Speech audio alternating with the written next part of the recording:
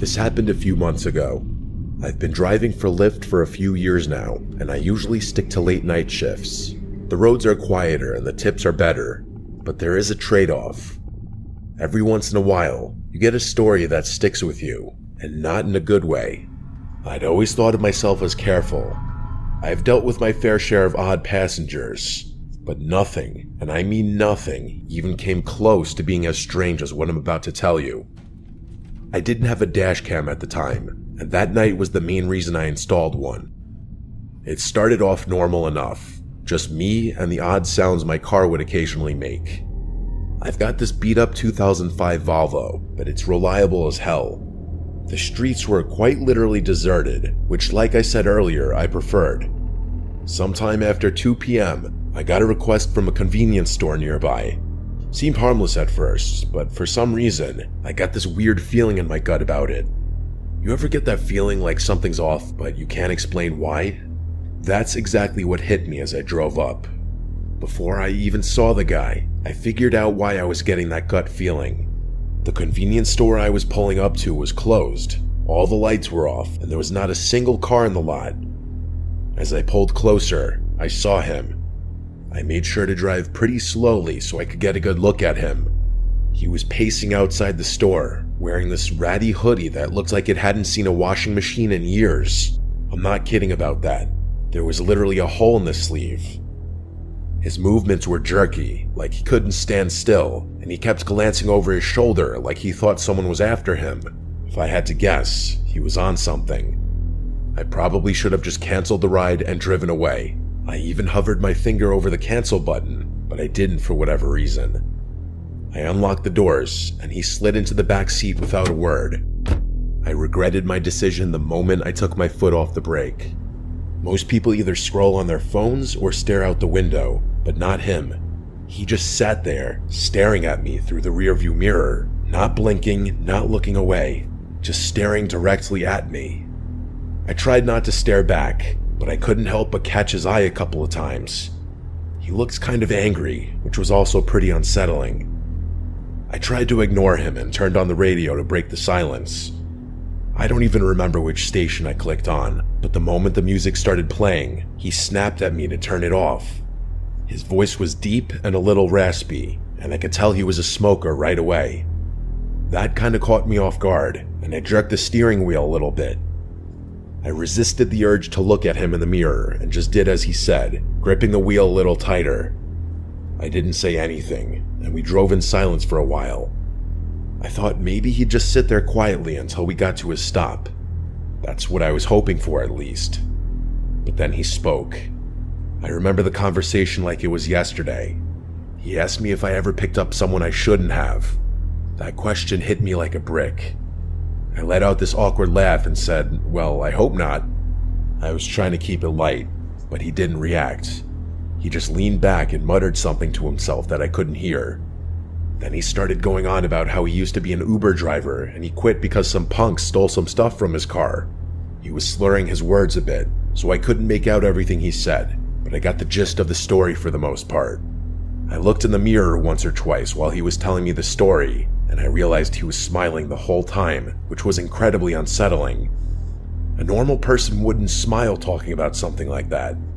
He concluded his story by saying, "It's funny how much trust you put in someone sitting right behind you." That comment was what did it for me. I started thinking about him as more of a threat than just a crazy drug addict. Unfortunately, there wasn't much I could do about it. I felt my pulse speed up. I kept my eyes on the road, but my mind was spinning. I glanced at the GPS, focusing on the destination like it was some kind of lifeline, but the guy did not know when to stop talking. He kept babbling about nonsense, some of it concerning and some of it just gibberish. I honestly couldn't keep up. Eventually, he started apologizing to someone, although I don't think it was me. He began insinuating that he had just done something awful and that he was a bad person. He kept saying, "I didn't mean it," repeatedly, followed by a few frantic "I'm sorries." I didn't respond, worried that he'd do something if I did. I didn't know what he'd done or what he was capable of, but I wasn't about to find out. We were only a few minutes from his stop when he snapped out of his muttering haze and yelled at me that I had missed the turn. I didn't miss it. The GPS clearly showed we were on track, but I slammed on the brakes anyway, mostly out of fear. He demanded that I pull over, so that's what I did. My hands were shaking at that point. I just wanted the nightmare to be over. As soon as I shifted into park, headlights appeared behind us. It was a police car. I said a silent prayer and watched as it crept down the road, its spotlight briefly sweeping over my car. The guy in my back seat slouched down like he was trying to stay out of sight. I turned my head and saw him lying almost perfectly flat on my back seat with his eyes closed. I whipped my head back around before he saw me, trying to keep my breathing steady. He stayed in that position for a really uncomfortable amount of time. I wanted to ask him to leave, but decided against it. Eventually, he lifted his head and told me I had gotten lucky. Before I had a chance to do anything, he opened my car door and disappeared. I ended up calling my shift short after that. I was shaken up and didn't feel like driving around anymore. It wasn't until a few weeks later that I came across something on my phone that proved how dangerous of a situation I had been in. According to a news article, a convenience store had been robbed on the night I picked up that passenger. It was 2 blocks from where I had picked that guy up. It makes me sick knowing I was inches away from a dangerous criminal who could have harmed me if he had chosen to. I'm a little scared to contact the police about this. I try to avoid law enforcement for various personal reasons I won't get into. I'm not really sure if my report would even help. Either way, I'm much more cautious about who I let in my car.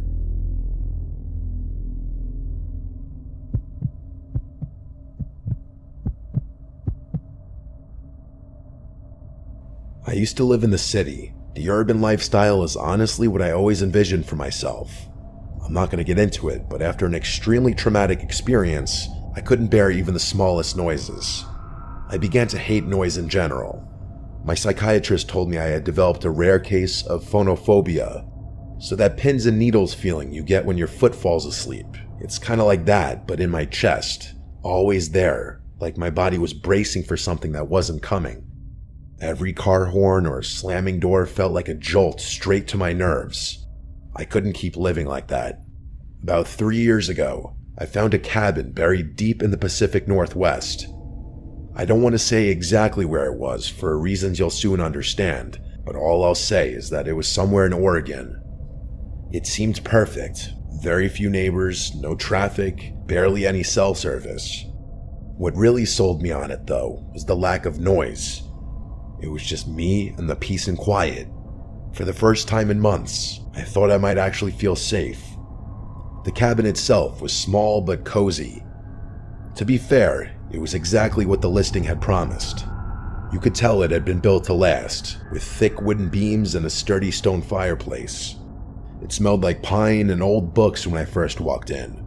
You know, that kind of earthy scent that's almost comforting.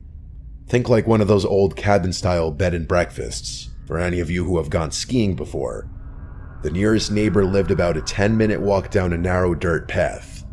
I didn't meet her right away, though. For the first few days, I just soaked in the silence. I'd wake up to the sound of birds instead of sirens, and at night, the only thing I heard was the wind brushing through the trees. It was like the whole world had pressed pause, and I could finally breathe again. I did all my work from my laptop, so there really was no need for me to connect with the outside world beyond that. About a week after I moved in, there was a knock at the door. The cabin obviously had no doorbell, so those knocks were something I'd have to get used to. I opened the door, expecting it to be my neighbor, and it was. It was a moderately old woman carrying a basket of preserves like she just stepped out of a Hallmark movie. She introduced herself as Michelle and told me she lived about 10 minutes down the trail, which didn't sound far at all until you factored in how dense the woods were. I mean, you could get turned around in there just looking for firewood. She was in her late 60s with oddly long gray hair and these piercing blue eyes that made you feel like she could see right through you. She wasn't rude exactly, more like blunt. She welcomed me to the woods and extended the basket toward me like she was expecting me to take it. I didn't really have much of a choice. She was practically shoving it in my face. I know it sounds hospitable, but her vibe seemed a little off, if that makes any sense. I grabbed it impulsively, But I admit, I had never been treated that way by a neighbor before. It wasn't anything crazy, but it wasn't something I was used to. I thanked her as I took the basket, and she looked at me like she was expecting me to say something else. I honestly didn't know what else to say, so I just smiled. She kept staring at me awkwardly, which confirmed my suspicion that this woman didn't interact with a lot of people. Eventually, she spoke. She said, and these were her exact words, which I'll never forget, "Always keep your lanterns full, your windows shut tight, and your wits sharper than your axe." It wasn't something a normal person would say to someone else. It was like she was reciting from a rule book. It honestly sounded more like a warning than advice. I nodded, smiled, and turned to go back inside. After shutting the door, I stood there in silence, waiting to hear her footsteps walk away. She didn't walk away for a good 45 seconds, which was probably the strangest part about the whole interaction. Despite the weird vibe, I did appreciate her kindness. She seemed reclusive, but not unfriendly. The kind of person who'd help you if you asked, but wouldn't go out of her way to pry. I told myself it was nice to know someone was close by, even if I didn't plan on needing her. I didn't even bother looking in the basket. I just set it down in the living room and forgot about it. There was a thunderstorm that night, which is extremely rare for Oregon, but it does happen. I lit a few candles and curled up on the couch with a book, trying to ignore the fact that the power was flickering every few minutes. Some of you might find that kind of isolation scary, but I actually loved it. For some reason, my brain wasn't freaked out by the natural sounds of the thunderstorm. It was actually that specific storm which gave me that realization. I listened intently to everything outside, and it was, dare I say, soothing. But of course, that peaceful feeling didn't last. A few hours after the storm started, there was a knock at the door that nearly made me jump out of my skin. I say knock, but it was really more of a banging. It was loud and definitely not natural, like whoever it was didn't care that it was pouring outside. My heart started pounding, and I began to feel that god-awful, tingly sensation in my chest. After hesitating for a few seconds, I grabbed a flashlight and got up to check who it was.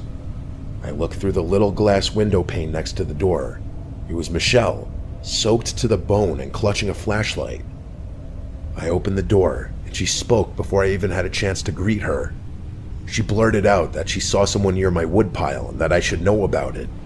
I was beyond confused, but her words were incredibly concerning, and that took precedence. I stepped out onto the porch, shining my flashlight into the rain, but I couldn't see anything but trees. I asked her if she was sure, and she nodded. Her eyes kept darting to the woods like she was expecting someone to emerge from it any second. The whole thing was pretty freaky. I kept looking around, but there wasn't much I could make out between the darkness and the chaos of the storm. Before I could say anything else, she told me to be careful and began walking away without waiting for a response.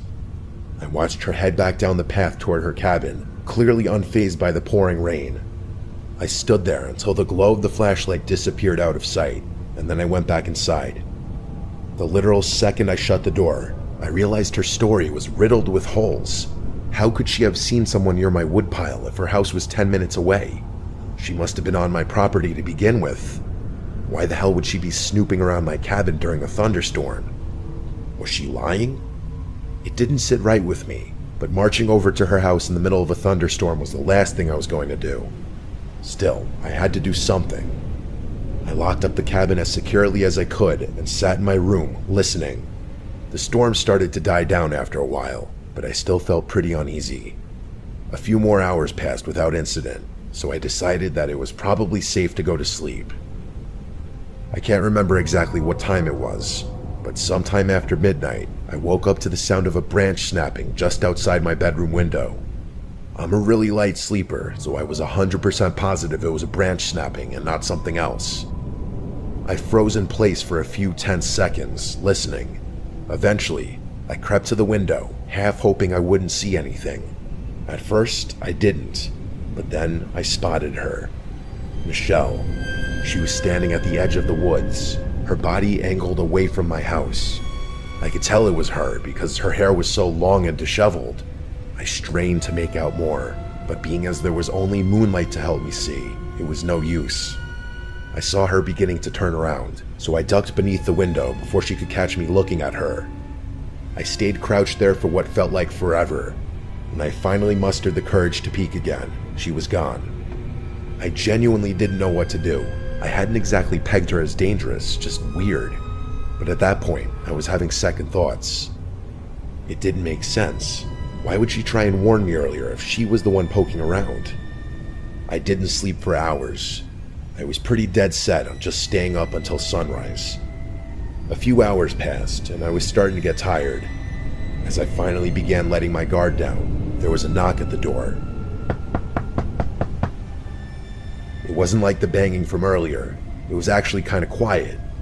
Still, I wasn't going to get up under any circumstances. The pins and needles started up again as I quietly made my way over to the door. I took an inconspicuous glance through the pane and froze in horror. It wasn't Michelle. It was a burly-looking bald guy with a thick beard. I had to fight every bone in my body not to yell out in fear. The situation instantly went from a 6 to a 10. As quietly as I could, I retreated to my bathroom, locked the door, and called the police. As I was on the phone with them, I started to hear banging on the front door, like someone was repeatedly smashing it with a heavy object. The operator told me help was on the way and instructed me not to hang up. I sat there more terrified than I'd ever been in my entire life. Eventually, the front door gave way, and I heard it crash open. I genuinely thought I was going to die. That man, whoever he was, started smashing things in my cabin. At least that's what it sounded like. All I could hear was the sound of glass breaking and wood splintering. I didn't dare make a sound. Luckily, that man didn't seem to look for me, because I never heard his footsteps leave the living room. Eventually, the smashing sound stopped, and I was sitting in complete silence again. I had been fighting off a panic attack the whole time. To my surprise, the police actually arrived pretty quickly, but not soon enough to catch that guy in the act. He was long gone. I pleaded with the officers to help me out, but they were downright useless. They did a pathetic search of the surrounding property, but that was it. They wouldn't even agree to search the woods, saying that it was too dense and they were unlikely to find him there anyway. I begged them to accompany me to Michelle's house at least, which they agreed to. When we got to her property, my jaw literally dropped. The entire cabin was abandoned. The cops confirmed this and said no one had lived there in decades. I told them they had to search it for squatters, but they told me there was no reason for them to do that. They tried to tell me that there was no clear signs of habitation, so it would be a waste of time. I damn near lost my mind when I heard them say that. I tried to argue, but they more or less told me that living in the woods was a risk I was taking and was not their problem. They left after that, which infuriated me. I obviously moved out of that cabin, but not before spending one more night there. It was awful, but I made it through without anything happening. Things have been good for me since then, but I still constantly think about this experience. Some of my superstitious friends have theorized that Michelle was actually a spirit that was trying to protect me, and that she was really just trying to watch over my property for whatever reason. I don't believe in the paranormal, so I think it's much more likely that two people, her and that man, had been squatting in that abandoned cabin. I just still don't understand why they decided to target me, or why Michelle would bother to warn me if she were planning on breaking into my house. I don't think I'll ever know.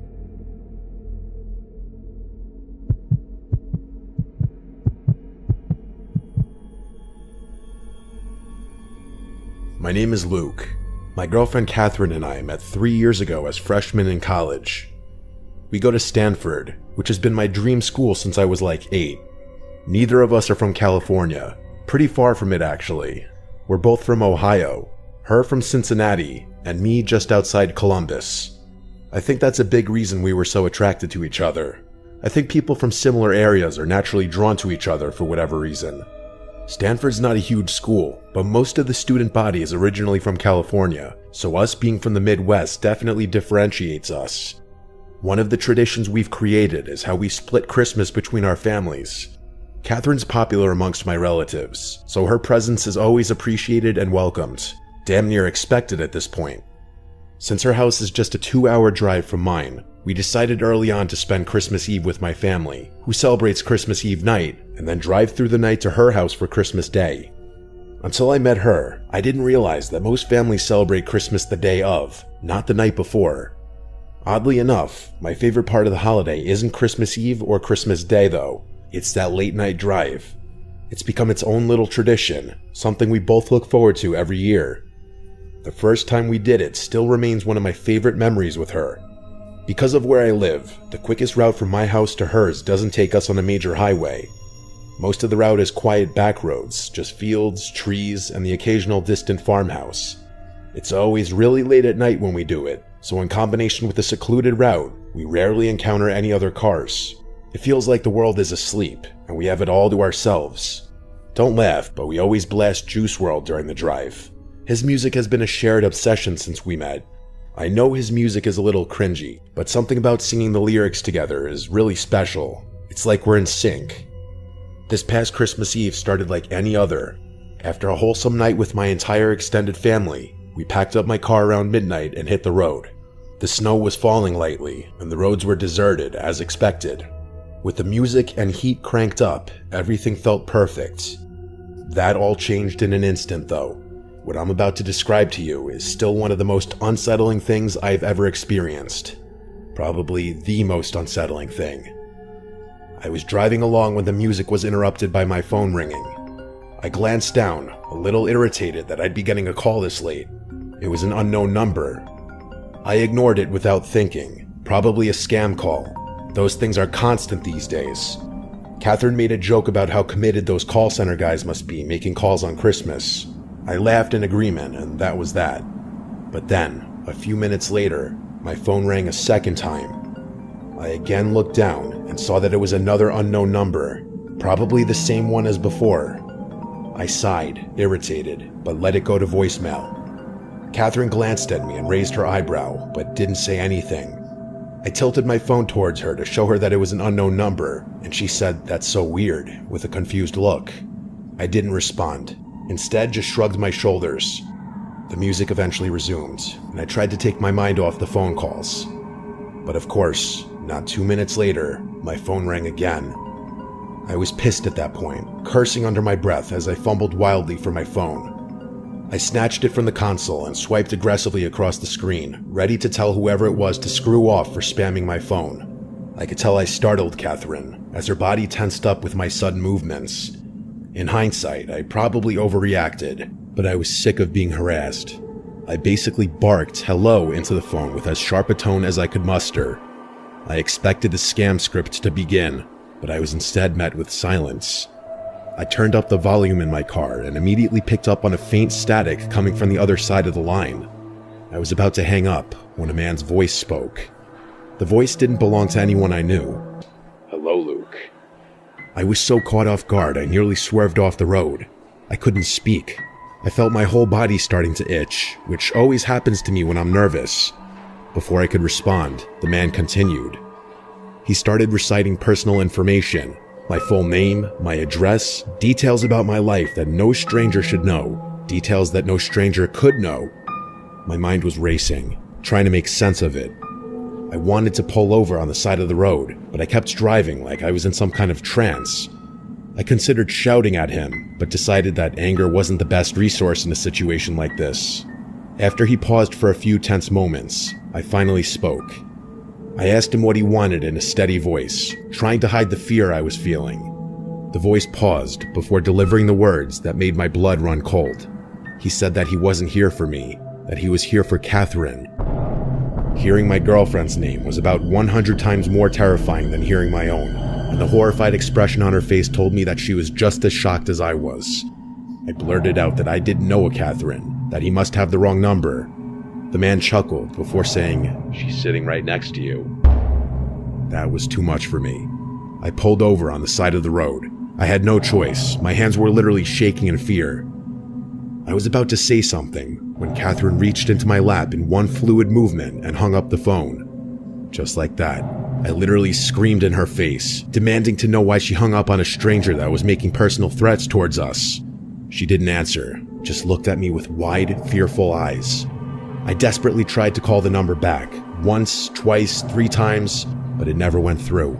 Catherine told me to keep driving, which I ultimately did, but not before questioning her. She told me she was scared and that I couldn't blame her for hanging up, which I guess was fair. I drove off in silence, but I still couldn't understand why she'd hang up the phone. I don't know whether I was more furious or afraid. Part of me was expecting that number to call back, but after about 10 minutes, I felt like it was increasingly unlikely. At one point, I looked over at Catherine and saw tears in her eyes. She told me she didn't feel safe, which I empathized with. Something in the pit of my stomach gnawed at me, though. Catherine and I had been through enough in our relationship to know that trust didn't always come easily. There had been little things, white lies, half-truths, moments where I caught her being less than honest. I knew I was being paranoid, though. How could she possibly have done anything to do with this? The rest of the drive was silent. I didn't play the music again, and neither of us spoke. My mind was still spinning with a million unanswered questions. Who the hell was that guy? How did he know so much about me? Only my family knew where we were driving that night, and they'd never pull a stunt like this. I was 100% sure of it. I couldn't think of another explanation, though. Even when we finally pulled into Catherine's driveway, I didn't feel much better. It's been almost a month since this happened, and I have yet to get my answers. Neither of our family members were responsible. We asked all of them. Catherine swears she's just as clueless as I am, which leads me to believe the person on the other end of the phone call had sinister intentions. You might think I'm overreacting to a harmless prank, but I'm telling you, other than our family members, there are no people on earth who knew Catherine and I would be driving that night. I've been really tense ever since. I can't help but brace myself every time my phone rings. I know he's going to call me again eventually. It's just a matter of time.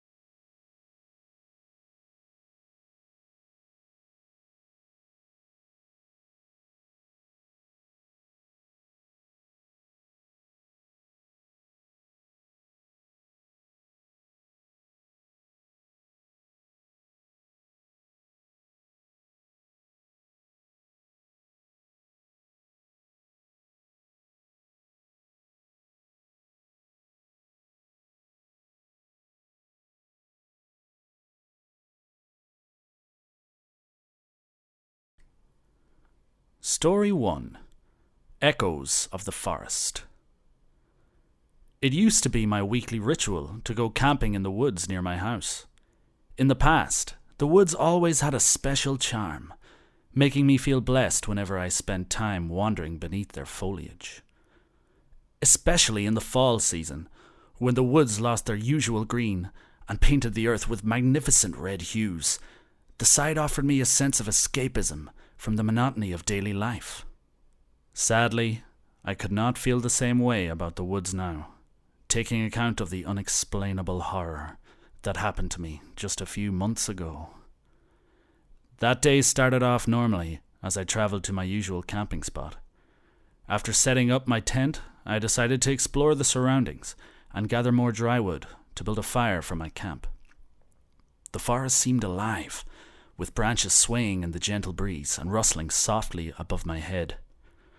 At first, I set off on a path I had walked many times before. Then, a strange pull urged me to explore nature a bit further, and I ended up wandering farther from my campsite than I intended. That's when I stumbled upon a trail I had never seen before. It was partially hidden by overgrown bushes and fallen leaves, and I almost didn't notice it at first glance. Curiosity got the better of me, and I decided to follow the trail. I still remember how my surroundings weirdly changed as I traveled deeper. The trail grew darker, the temperature drastically dropped, and even the air hung thicker and heavier somehow. At that time, I didn't think much of the changes. Attributing them to the increasing density of the trees around me, I kept on walking. Stood at the end of the trail was a dilapidated old cabin, seemingly abandoned for decades. The wooden house was a haunting sight, standing in stark contrast to the natural beauty of the forest. Its wooden walls were weathered and covered in moss, the roof sagging under the weight of time. Windows were broken, and the front door hung ajar, creaking softly in the breeze. A chill suddenly ran down my spine as I approached the front yard of the abandoned cabin. Vines had crawled up the sides, and the steps leading to the porch were cracked and crumbling. I stepped cautiously onto the rickety porch, the wood groaning under my weight. Pushing the door open, I was greeted by a musty smell, a mix of damp wood and rot. The interior was just as decrepit as the exterior. Cobwebs adorned the corners, and dust covered the empty floor entirely. The only furniture left inside was a chair, standing alone by a broken window. I moved through the vacant rooms of the cabin. All shared the same look, empty and dusty. The property was eerily silent, save for the occasional creak of the floorboards under my feet. I made my way to the last room at the back of the house, expecting to see the same scenery. However, my eyes caught something completely out of place, a thick metal door. It stood in stark contrast to the rest of the house, which was entirely made of wood. The door was bolted shut and looked new and solid, almost industrial, as if it belonged to a different era or place entirely. Hesitant for a moment, I then approached the door. A mix of fascination and dread swirled inside me as I got closer.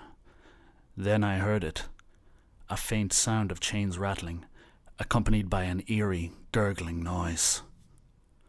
I was stunned and thought I had misheard the sound at first, but then the rattling of chains happened again. The gurgling noise followed, along with the sound of several steps moving on the creaking floor toward me, which then halted right behind the metal door.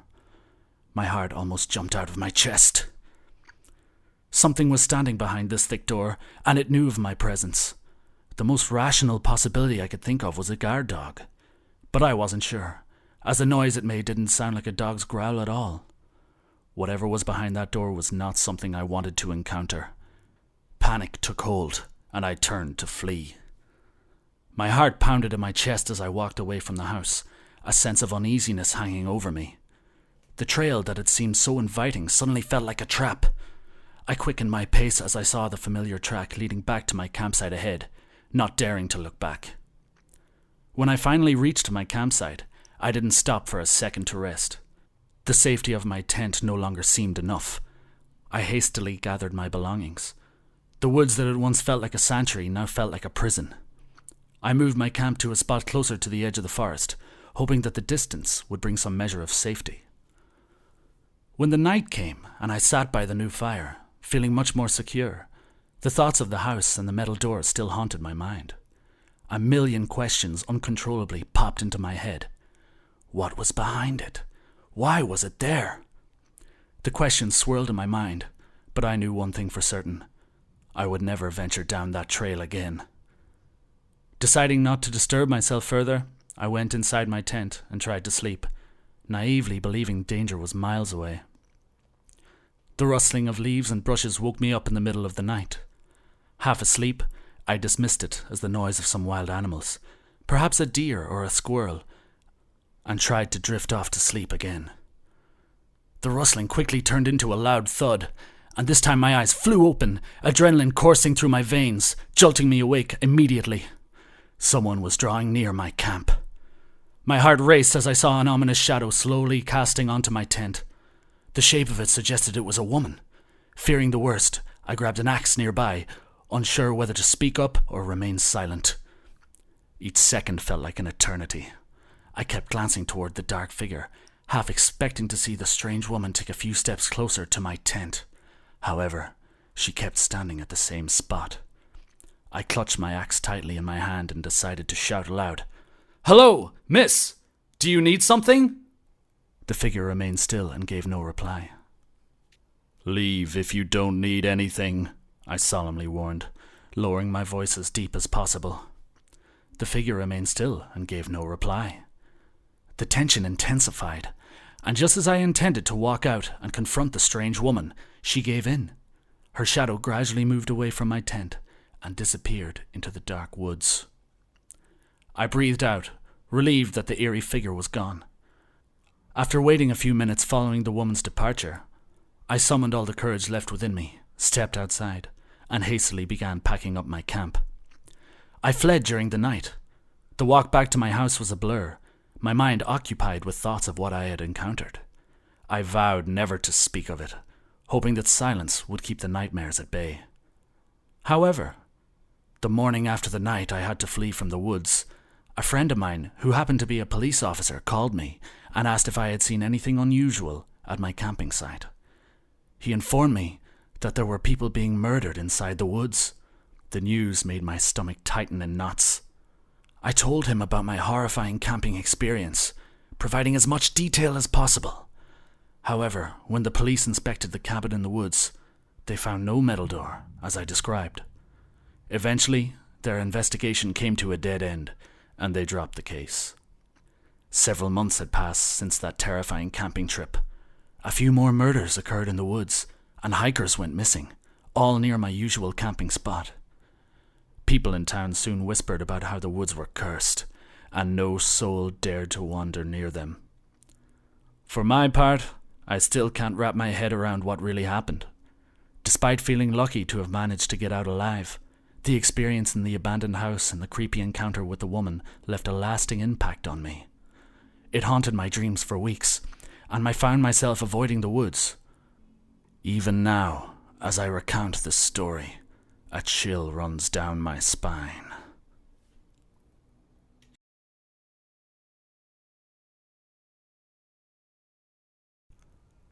Story 2.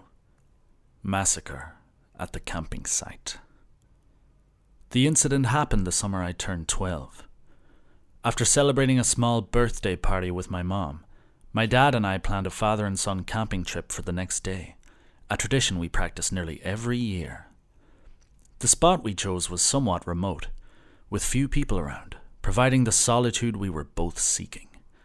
However, the camping spot was still accessible by car. Dad and I packed up the car with camping gear, food supplies, and other necessities to live in the wilderness for 3 days. We departed early in the morning and reached our destination when the summer sun was already high above, beating down on the highway with unbearable heat. However, as we traveled deeper into the campsite, the air became cooler as the forest foliage grew denser, offering us much needed shade from the intense sun rays. We left our car at the parking lot and decided to walk further into the forest on foot. Following a small trail, we were surrounded by nothing but the greenery of the forest trees. There were no other hikers or campers to be found, just me and my dad alone on a desolate path. Not until we reached the riverside did we see a camping tent and a car parked next to it. The haunted scene halted my steps. The tent was ripped in several places, flapping in the wind like a ghostly figure waving us down. The inside was a mess of scattered belongings, clothes, a broken lantern, and a couple of sleeping bags covered in dirt. The car looked even worse, with rust eating away at its body and the doors hanging open, its tires deflated, suggesting it had been there for months. The chaotic scene made it seem as if someone had been camping here and then hastily abandoned their spot for some peculiar reason. Or worse, they could be attacked. My dad halted his steps too. He appeared at the scene, furrowing his eyebrows. His gaze told me he also felt something was not right. I asked him what could have happened here, but he spoke of no theories. He only suggested we go camping on higher ground, far from the eerie scene before us. Despite the unsettling discovery, we pressed on. The narrow road seemed to close in around us, the trees growing denser with every mile we ventured deeper. My dad seemed to notice that the sight of the abandoned campsite still troubled me, and began to chat about the fun activities we had planned. Fishing, hiking, and roasting marshmallows by the campfire. Eventually, we reached our desired spot.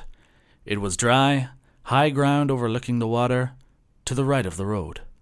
Another trail crossed it, leading up to even higher ground in the forest, but we decided to camp along the riverbank. As we set up our tent, I glanced down the slope and saw another family camping near the riverbank. They had a large tent and seemed to be enjoying themselves. 2 kids, around my age, playing by the water while their parents prepared dinner. The sight of them brought some comfort, reminding me that we weren't completely alone in the woods. I forgot all about the abandoned tent when the sun began to set.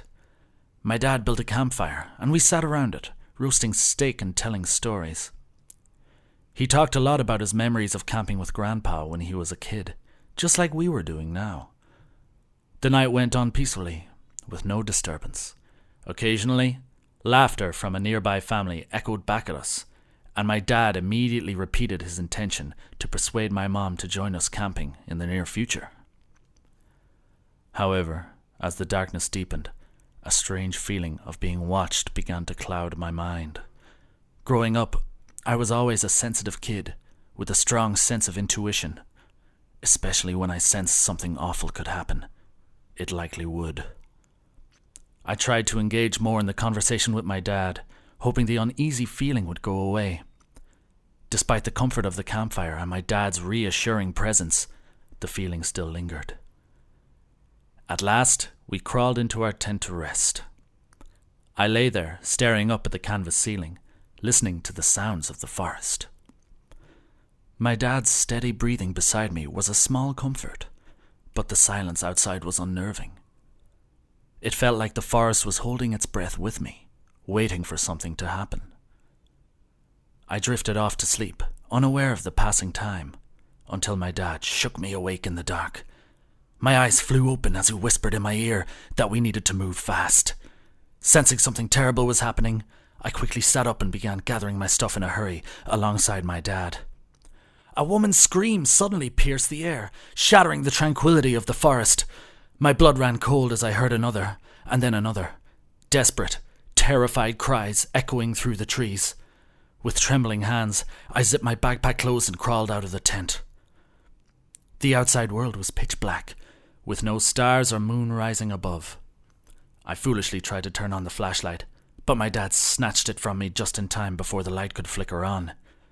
He signaled for me to keep quiet and follow his instructions. It was too dark for me to see anything clearly, but the eerie sounds were vivid enough to suggest a bloodbath was happening below us. The parents' frantic shouts for their children were abruptly silenced. I heard them beg for mercy, and then, horrifyingly, the unmistakable sound of blood spattering against the canvas filled the air, nearly making me choke with fear. In just a brief moment, the forest fell back into silence. However, this time, the silence was too loud to bear. My dad grabbed my arm, pulling me back, urging me to go. Never in my life had I heard his voice quiver as it did in that moment of terror.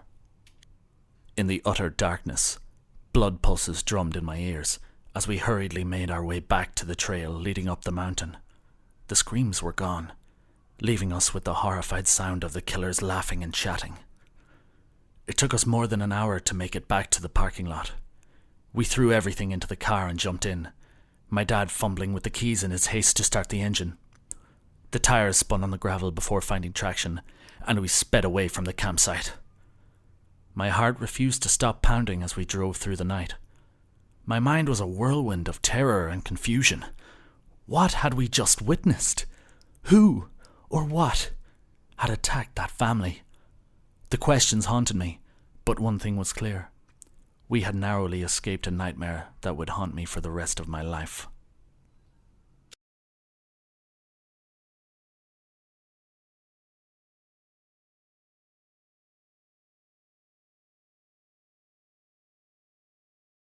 Last month, I went camping by myself for the first time. My older brother, who usually accompanied me, had just moved away to university, leaving me to venture into the wilderness alone. Since I was used to camping with my older brother and always relied on him to look after me, Taking a solo trip was quite a challenge. However, I felt confident, as my brother had taught me a lot about surviving in the wild during our trips together. To ensure I could handle everything smoothly on my own, I carefully set up a plan. I chose a well-known camping spot for my first solo trip, a place we had visited many times before, just 3 hours south of where I lived. It was a safe bet, considering I was new to camping alone. The site was always bustling with fellow campers, and I hoped to make new friends who shared the same camping hobby as I, meticulously planning every detail of my trip.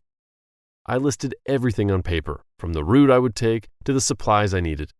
Since the forecast predicted rain on the day of my departure, I decided to go camping with my car and left my scrambler at home. The morning I set off was overcast, with a chill in the air that hinted rain was coming. I rolled down the window, pleased to feel the moist, damp air of the forest surrounding me. The autumn landscape blurred past in shades of gray and brown, with trees, some already stripped of their leaves, standing like skeletal sentinels along the roadside. The road was more desolate than I had expected, with barely a car in sight. I thought there would be more people when I arrived. However, when I finally reached the campsite, it was eerily quiet, with only a few other campers and hikers scattered about, their presence barely noticeable. The unusual sight caught me off guard, but I brushed it off, attributing it to nerves. The bleak sky brightened a bit when I found a spot to camp near a small stream, just as I had planned. I set up my tent and prepared lunch, feeling content as I listened to the gentle babbling of the flowing water nearby. As I sat there, chewing on a sandwich and thinking nothing could go wrong, I suddenly heard a rustling sound coming from the nearby brush. My heart skipped a beat, and I froze, straining to hear any further movement. This area was widely known for having no bears or dangerous predators, so I naturally assumed it was just a squirrel or a deer. The rustling happened again. This time, I heard the sound coming from above, closer to where I had camped. My eyes caught a glimpse of the branches swaying awkwardly, as if something had just jumped onto them. The sound ceased as abruptly as it had started, leaving me in a tense silence. I felt something was watching me. I tried to convince myself it was just an animal and dismissed the uneasy feeling, but it lingered. Hastily finishing my lunch, I decided to move my camp to a more open space near the riverbank, hoping that the visibility would ease my mind. I drove deeper into the wilderness, the road becoming narrower and more winding. I passed a couple of hikers. Their faces were weary and serious as they talked with one another. They were the only humans in sight. The trail seemed to stretch on forever, with the trees growing denser and darker with each mile I drove. Eventually, I reached my destination. Emerging from the dense forest, I was greeted by a large, flat area surrounding a serene lake. I rode along the shore, searching for the perfect spot to settle. Scattered around were a few tents, and the smoke from their campfires calmed my mind, making me feel less isolated. I stopped and set up my tent again on dry ground, free of wet grass. From where I stood, I could see almost the entire lake. It was not large and was closely surrounded by the forest, but still, the lake offered the vast openness that I needed. It was a much better place to camp compared to the cramped confines of the forest. As night fell, the temperature dropped sharply. Despite sitting close to my campfire, I had to put on another sweater to keep warm. A thin veil of fog began to crawl along the shore, swirling around me like a ghost. The night was pitch black, with no moon or stars visible, as clouds blanketed the entire sky. Occasionally, lightning flashed across the sky, illuminating the thick dunes of clouds, and I knew it was about to rain. I initially planned to sleep in my tent, but as the first raindrops fell, I changed my mind. The solid walls of the vehicle offered a semblance of comfort that the thin fabric of the tent could not. Tempted by the added protection, I decided to sleep inside my car, not knowing this random decision would save my life from the worst possible fate. A blood-curdling scream jolted me awake in the middle of the night. I sat up abruptly, a sense of dread growing with each passing minute. My heart pounded in my chest as I frantically looked around. The fog had hung thicker, rolling in and shrouding the landscape in a ghostly white veil, blocking my vision in all directions. The rustling of the leaves and the occasional snap of a twig sounded amplified in the dense fog. Another scream echoed faintly from a distance. This one belonged to a man. His cries for help were filled with terror, making my blood run cold. Something terrible was happening nearby. Instinctively, I checked if the door was locked and huddled under the blanket, trying to block out the noise and the fear. The fog outside seemed to grow thicker as the temperature dropped, making it feel like I was stuck in the depths of winter. My eyes widened as I saw frost gradually forming on my car window. That's when I heard it, the wet, sloshing sound of something emerging from the river. The splashing of water was soon followed by heavy, deliberate footsteps. They grew louder as they approached my car. My heart dropped as I saw shadowy figures moving through the fog. Fear tightened its grip around my throat as the figures circled around the campsite, their shapes barely discernible in the dense mist. A dark figure stopped right in front of my car window where I lay. I slowly pulled the blanket over my head and held my breath. A low gurgling sound shattered the quietness, and my entire body froze in fear. The figure leaned in closer. It knocked at my car window. The sound was soft but insistent, as if whatever was standing outside was trying to discern if I was inside. I squeezed my eyes shut, praying that it was all a nightmare, but the knocking continued, tormenting my soul. Suddenly it banged on the car window, hard and fast. The sudden aggressive movement caught me off guard, but miraculously I did not flinch. Perhaps my nerves were too numb to even react. Finally the figure moved away, and I allowed myself to let out a gentle breath of relief. However, the danger still lurked outside my campsite. I heard more sounds of the cold surface being disturbed as those dark figures emerged from it, their footsteps steady as they moved into the forest. Screams! More screams echoed from all around the lake and from the depths of the forest. I lay still under the blanket, too terrified to move. The night seemed endless, each minute stretching into an eternity. When the first light of dawn finally appeared, I felt a surge of relief. The fog began to dissipate, revealing the familiar landscape of the campsite. As soon as my surroundings were light enough to see, I grabbed my keys and bolted from the car. I didn't bother packing up my camp. I just wanted to get out of there as quickly as possible. My hands trembled as I started the engine, and I took one last look at the campsite before speeding away. The drive back felt surreal. The once desolate road now seemed like a lifeline, leading me away from the horror I had experienced.